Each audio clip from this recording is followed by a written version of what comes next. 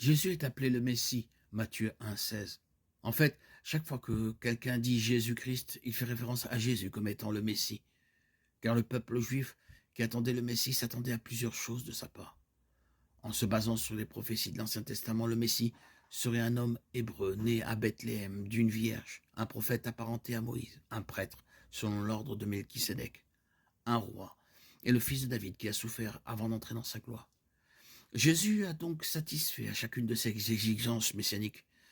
Jésus a rempli les conditions requises pour être le Messie en ce qu'il était un hébreu de la tribu de Juda et qu'il est né à Bethléem d'une vierge.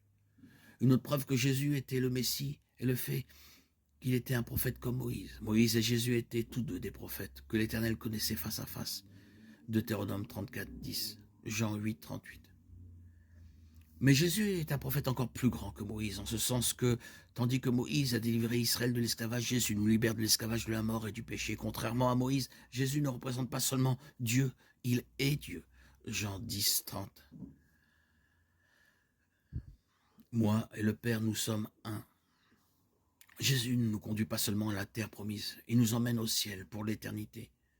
Jean 14, 1, 3. Pour ces raisons et bien d'autres, Jésus est un prophète plus grand que Moïse. Melchisédek est antérieur au temple juif et son nom même signifie roi de justice. Melchisédek est également appelé le roi de Salem, ce qui signifie roi de paix. Hébreux 7, 2.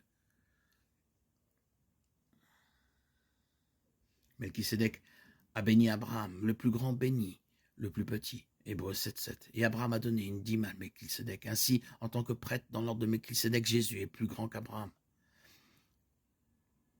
Et le sacerdoce lévitique. Jean 8, 58.